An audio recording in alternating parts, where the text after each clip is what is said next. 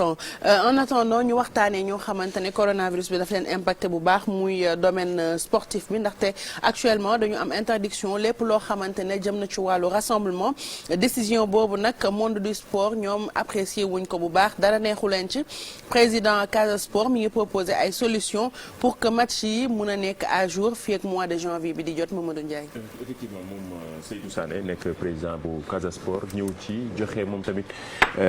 ni nga xamante ne ay propositions yi nga xamante ne noonu la ñu war a mën a jaar ba amal championnat bi ci mu nekk lu mucc ayib ñu respecter mesures barrières comme ce qui se passe dans d'autres pays yoo xamante ni actuellement ñu ngi continuer di dérouler championnat bi mais donte Covid bi ma nga fa ba tey loolu nag mu nekk situation bu nga xam ne xawoon na jaaxal tuuti acteurs sportifs yi ñu déglu Seydou Sané président Casa Sport ci micro Boubacar Dias. maa ngi sant bu baax a baax di gërëm président de la République Macky Sall mi nga xam ne c'est la première fois dans l'histoire ci sport Sénégal ministère des sports am budget bu weesu 30 milliards li ñu daan xam mooy 6 milliards 5 milliards 4 milliards te boobu sax ministère de la jeunesse des sports et des loisirs mais mësul mot sax 10 milliards mais ministère des sports moom rek ren dem na lu weesu 30 milliards loolu bu ñu ko amee na war nañ sant président de la république ci taxawaayam ci sport au niveau de ce pays xoolal muy am stade Diamniadio bu ñu nag di tabax Ziguinchor tamit bokk na ci stade yi nga xam ne dañ koy defaraat pour tour bi yëpp la ñuy clôturer pelouse bi ñu laalaat ko nga xam ne même coupe du monde sax bu ñu ko bëggee sax mën nañ ko organiser foofu loolu yëpp bu amee gisuma lu tax ñu mën a bañ acteurs yi jouer moo tax may ñaan daal nañu encadrer acteurs yi mooy ministère de la santé ak yeneen acteurs yi war nañu jàppale ñu mën a respecter tamit lu ñuy wax mesure barrière y a un protocole lu ñuy wax protocole sanitaire pour sport bi protocole boobu dañ ko war a respecter strictement pour que suba ñu xam ne tamit ñun ay responsable lañu lu ñu wax dañ koy def maanaam raxasu masque bu ñu dem terrain ñu sol suñu masque ñu respecte distanciation bu ñu football tamit wala ñuy basket supporter bu mu ñëw sax ñu def lu ñuy wax huis clos ñun loolu moo ñu gënal c'est-à-dire bu dee tey dem na bala ñuy tëj terrain ñu bàyyi footballeurs yi football ñun ñu bañ a jaay sax billet ñu toog footballeurs yi football parce que mënuñu toog ñaari atti footballuñu bu dee loolu rek moo des ta supporter du am ñu jouer comme huis clos ñu koy jouer jeex na comme ça footballeurs yi ñun moo ñu soxal parce que ñoom seen métier la mën nañ ko continuer di jouer ba keroog bu yàlla di génne jàngoro bi supporter di dellu si waat parce que ñun sport bi entreprise la dafa mel ni nga am sa usine di fay ay nit ñuy liggéey ñun noonu la ñuy def am na ay xale yi nga xam ne yu bëri dañ leen di jël ñu leen di fay salaire di liggéey ak ñoom tey bu demee ba ñu nekk professionnel ñu yóbbu leen encore Europe ñu jaay leen mu am impact ci club bi ñu mun a am xaalis di mun a liggéey leneen. am na ñi nga xam ne déjà Belgique wala France bindal nañu depuis daaw ay bataaxal pour nañu soxla nañu diw mais loolu bu amulee na ñu tëj lépp mais day métti ci ñoom day métti ci club bi te ñoom pré contrat yi ma wax noonu léegi ñu weesu parce que pré contrat bi dañ leen ne bon soxla nañu kii dañ ko bëgg ñëw tester invité ko mais loolu bu dee xale bi ñaar fukki at ñaar la am bu dee ñaar fukki at ñaar fukki at ak ñaar la am mu war a dugg ñaar fukki ak ñett ba dugg ba 24 ans 25 ans rek soxlaatuñu ko. Zéro donc solution pour que match yi mun nekk à jour fii ak mois de décembre sinon seen calendrier bi yëpp a nar a chamboulé. ñëpp nar a chamboulé mais comme année dernière proposition yi mu def am na solo tey ji gis nga bi ñu invité leen di ministre des sports ñëw na ci yàbbi nee na sport bi dina reprendre mais dans les meilleures conditions maanaam dinañ xool naka lañ mën a accompagner sportif yi ba ñu mën a respecter en même temps li gouvernement bi wala autorité sanitaire yi digle mais en même temps aussi ñu mën a continuer seen activité loolu nag nekk na lu am solo surtout ci bi championnat bi nga xam ne dañu jàppoon ni début janvier la fas yéene démarré mu nekk loo xamante ne xaw na jaaxal nag acteur sportif yi mais situation yi wala solution yi nga xamante ni yenn ci président club yi ak acteurs yi di fàttali ne président fédération bi moom Augustin Senghor moo njëkk woon daal di jiite yu ni mel daal di joxe woon bind benn lettre bu xaw a salé daal di koy jagleel autorités yi ngir wane ni sportif yi ñoom yëf yi te impacté na leen depuis début bi mais situation yi nga xamante ne moment yi nga xam ñu ngi waaj a reprendre saison bi ci mois de janvier bi ñu tegaat ci lii dafay gën a nekk lu doy waar. dina doy waar Mamadou Ndiaye mais j'espère que des solutions seront trouvées parce que virus bi tant que mi ngi fi aussi il faudra que les autorités prennent des décisions pour pouvoir protéger la population ndax ce qui est important mooy santé wu nit ci avant tout. Peut-être que impacté yi dina bëri c'est vrai que ça fait pas plaisir nga war a jouer sa match ñu ne la doo jouer nga war a def say activités ñu interdire la ko mais boo wérul activités yooyu yëpp doo ko mën a def te comme ni ñuy wax autorités yi ñoom ci seen responsabilité la ñu nekk donc il faut que ñu protéger ñu on verra d'ici là naka la corona bi di évoluer ak décision yi naka lay jàllee. yaa ngi wax ni démb recevoir ngeen ministre du sport bi moom it recevoir na visite benn groupe expert chinois pour infrastructure sportive yi nga xam ne dañ ko war a defaraat fii ci Sénégal. waaw jafe-jafe yooyu dañ ko doon am rawatina stade yi nga xamante ni manqué na fii ci Ndakaaru ndaxte gannaaw ci Pikine bi nga xamante ni wala Guédiawaye amuñu stade yi nga xamante ni Demba Diop stade Léopold Sédar Senghor yooyu yëpp dañ ko tëj ñëwaat boobaak léegi mat na ñaari at léegi nag ministre des sports dajale na ay experts ñu gën a mën a ñëw xoolaat yenn stade yi nga xamante ni surtout ci région yi mooy les stades régionaux yi nga xamante ni muy Kaolack Diourbel ak Ziguinchor ñoom ñëpp dañ leen war a mën a defaraat nag ci bu mu mucc ayib su ko defee club yi nga xamante ni ñooy évoluer ci région yi mais surtout yenn match yi ñu mën di ko fa yóbbu ndaxte di fàttali ne stade Léopold Sédar Senghor dañ ko tëj boobu ak léegi mën na ñaari at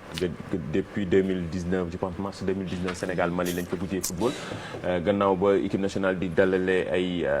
yeneen équipe yi ci compétition africaine yi wala compétition internationale yi mi ngi koy amalee ci stade Lat Dior ku ne xam na ni ay taf yëngal la ci situation yi nga xamante ni match yi mujj yi gis nañ difficulté yi nga xamante ni joueurs yi am nañ ko ngir mën a dérouler seen ay jeux loolu nag mu nekk xibaar bu neex bu am solo donte ñi ngi xaar stade bu Diamniadio bi nga xamante ni gis nañ ni mi ngi commencé am forme gis nañ ko ci page officielle bu ministre des sports bi mu nekk stade bi nga xamante ni ñu ngi koy xaar waaye gannaaw boobu il faut vraiment ñu gën a mën a defaraat yenn stade yi ngir gën a mën a ñoŋal suñu sport surtout ci jamono ji nga xamante ni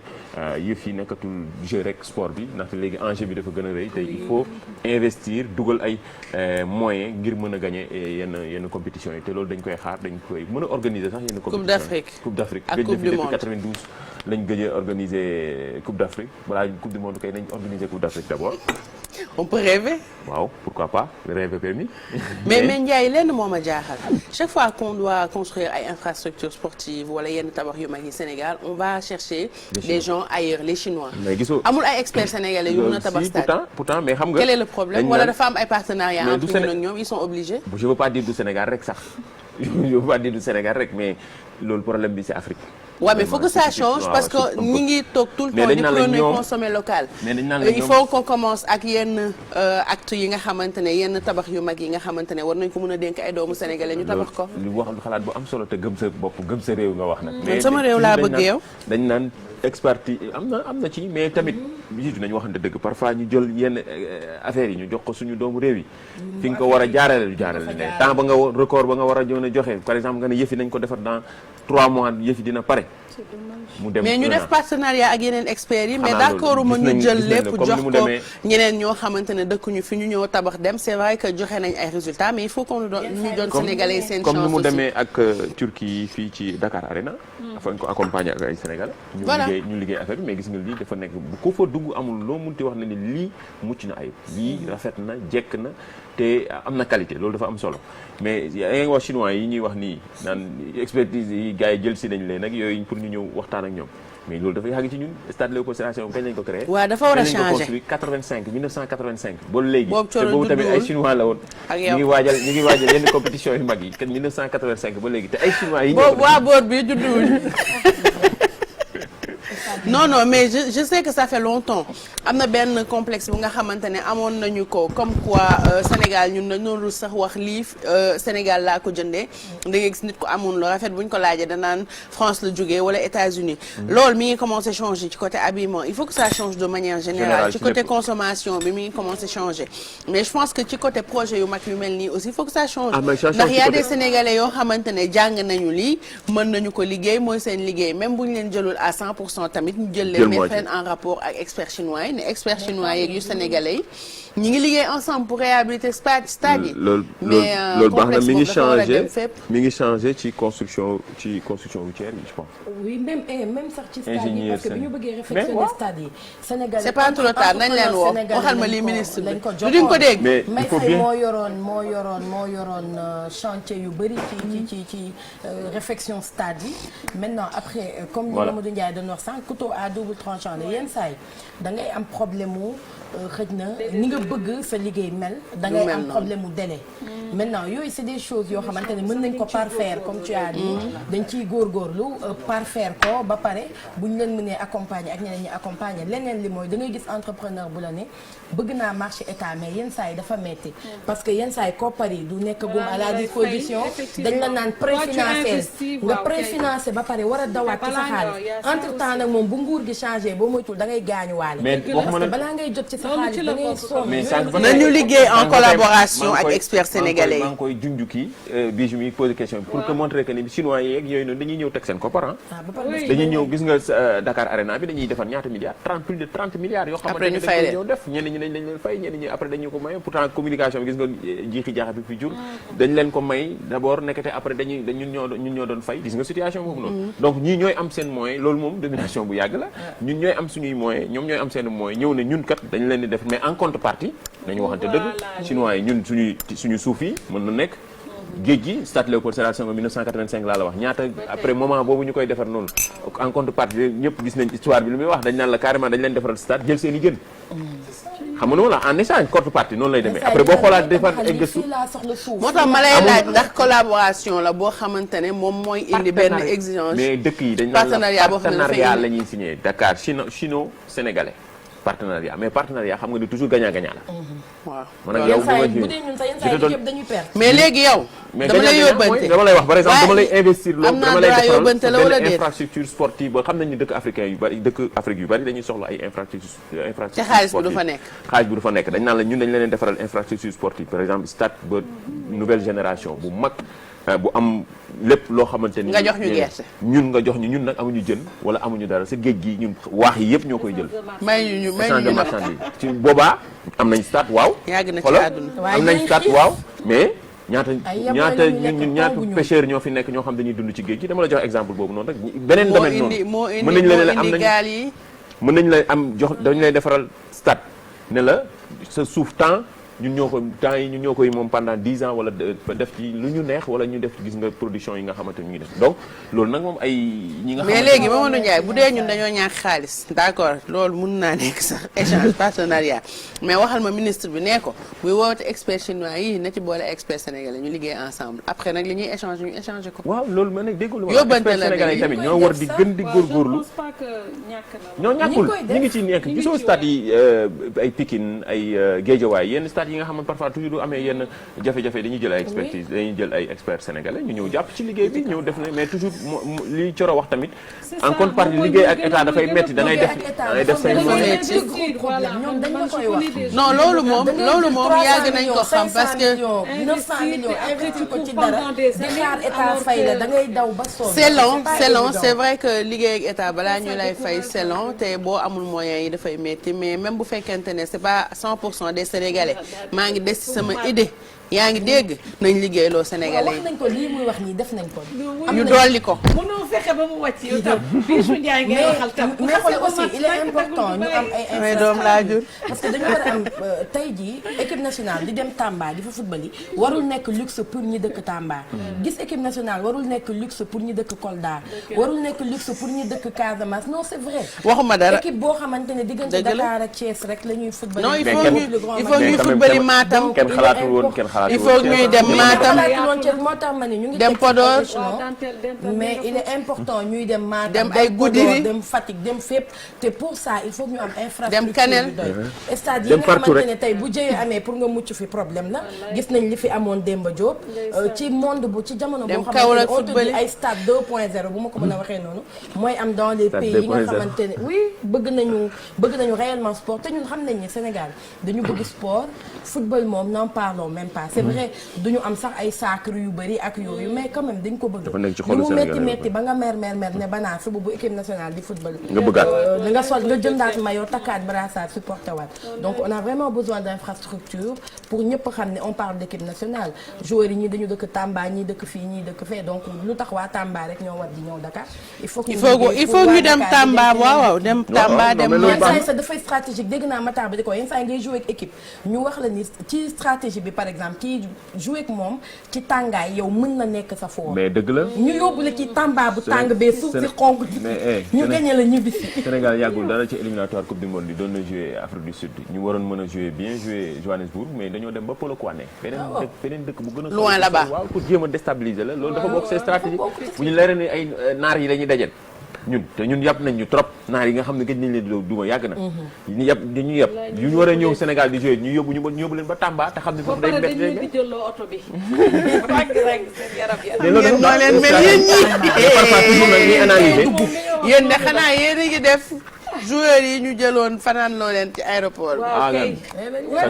par contre fan yi passé ça a été sanctionné parce que ça j'ai trouvé que c'était injuste mais quand même sanction yi dafa tuuti quand même ndaxte déjà kii beneen affaire la c'est du coq à l'âne non mais ñu préciser mais c'était juste mu créé woon fi buzz parce que Aubameyang Togo la woon entre Togo ak Gambie